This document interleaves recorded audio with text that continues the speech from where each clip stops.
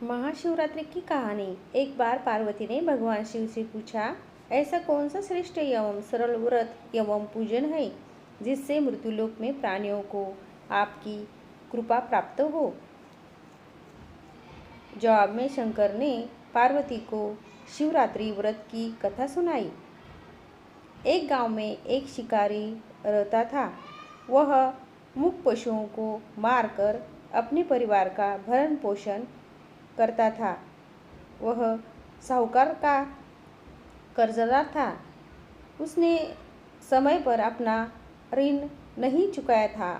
क्रोधित होकर साहूकार ने शिकारी को शिवमठ में बंदी बना लिया। संयोगवश उसी दिन शिवरात्रि भी थी। शिकारी ध्यान करता रहा और शिव से संबंधित धार्मिक कहानियाँ सुनता रहा। 14वें दिन उन्होंने शिवरात्रि की कथा भी सुनी। शाम को साहूकार ने उसे बुलाया और कर्ज चुकाने के बारे में पूछा। शिकारी अगले दिन अपना सारा कर्ज चुका देने का वादा करके कैद से भाग निकला। अपनी आदत के अनुसार वह जंगल में शिकार करने गया, लेकिन सारा दिन कैद में रहने के कारण वह भूख प्यास से पीड़ित हो रहा था। वह शिकार करने के लिए झील के किनारे एक पान के पेड़ पर मचान बनाने लगा।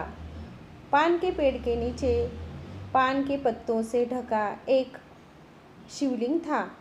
हालांकि शिकारी को यह पता नहीं था। मचान बनाते समय उन्होंने जो शाखाएं तोड़ी वे संयोगवश शिवलिंग पर गिर गई। इस प्रकार दिन भर भूखे रहे शिकारी ने भी अपना व्रत रखा और शिवलिंग पर बेलपत्र चढ़ाए। थोड़ी देर बाद एक गर्भवती हिरनी तालाब पर पानी पीने आई। जैसे ही शिकारी ने उस पर धनुष चढ़ाने का प्रयास किया, हिरनी बोल उठी, मैं गर्भवती हूँ। तुम एक साथ 2 जीवों का वध कर दोगे। ये बात ठीक नहीं अच्छी। मैं अपने बच्चे को जन्म दूंगी और शीघ्र ही आपके सामने आऊंगी, तो फिर तुम मुझे मार डालोगे। शिकारी ने अपना धनुष एक तरफ रख दिया और हिरण पेड़ों के पीछे गायब हो गया। कुछ देर बाद एक और हिरण वहाँ से चला गया। शिकारी की खुशी अथाह थी। उसने उस पर निशाना साधा। यह देखकर मृग ने उनसे कहा, हे पार्थी, मैं एक कामुक विधवा हूँ, अपनी प्रेमिका की तलाश में भटक रहा है। मैं अपने पति से मिलकर शीघ्र ही आपके पास आऊंगी। शिकारी ने उसे भी जाने दिया। वह चिंतित हो गया क्योंकि शिकार 2 बार उसके हाथों से फिसल चुका था। तभी एक हिरनी अपने बच्चों के साथ वहाँ से निकली। ऐसा लग रहा था जैसे शिकारी के पास सुनहरा अवसर था। उसने धनुष पर बाण चढ़ाया और चलाने ही वाला था कि हिरण बोला, हे पार्थी, मैं अपने बच्चों को उसके पिता के पास छोड़कर तुरंत आ जाऊंगी। इस बार मुझे मत मारना।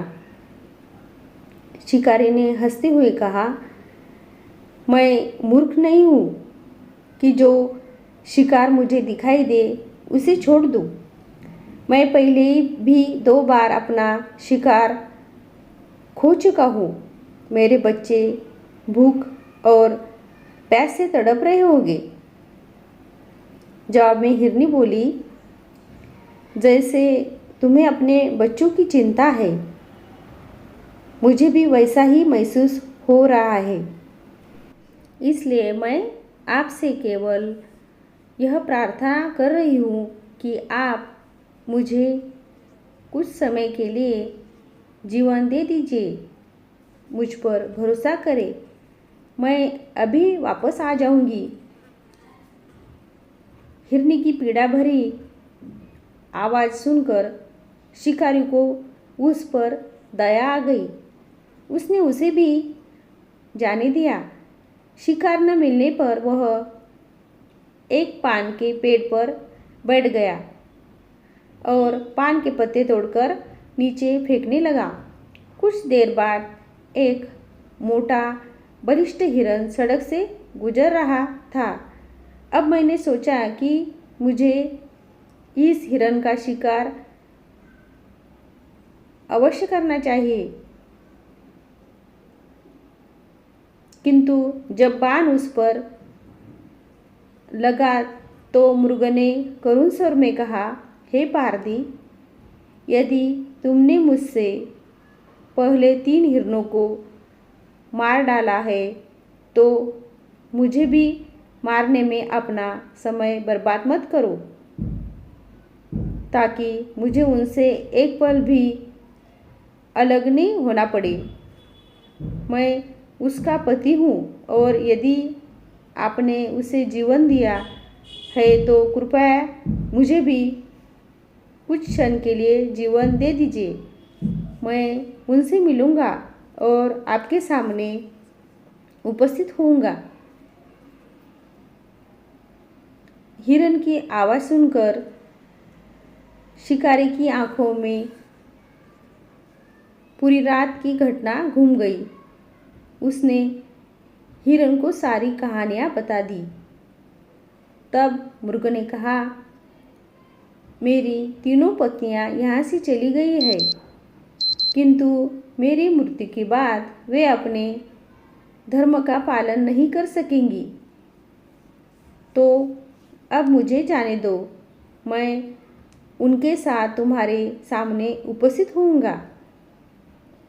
उपवास, रात्रि जागरण और शिवलिंग पर बेलपत्र चढ़ाने से शिकारी का हिंसक हृदय शुद्ध हृदय में परिवर्तित हो गया। धनुष उसके हाथ से फिसल गया। शिव ने उसके हृदय में परिवर्तन ला दिया। उसे अपने पिछले कार्यों पर पछतावा हुआ। कुछ ही देर में हिरन और उसका परिवार शिकारी के सामने आ गया। इन जानवरों के बीच का प्रेम देखकर शिकारी की आंखों से आंसू बहने लगे। शिकारी ने उन्हें न मारने और मूक जानवरों को नुकसान न पहुंचाने का निर्णय लिया। सभी देवता स्वर्ग से इस घटना को देख रहे थे। जैसे ही कार्यक्रम समाप्त हुआ, देवी देवताओं ने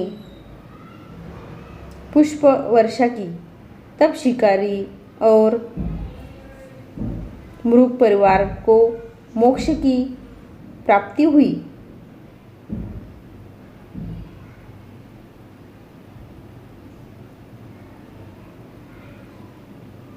कहानी कैसी लगी कमेंट बॉक्स में ज़रूर बताएं। Thank you.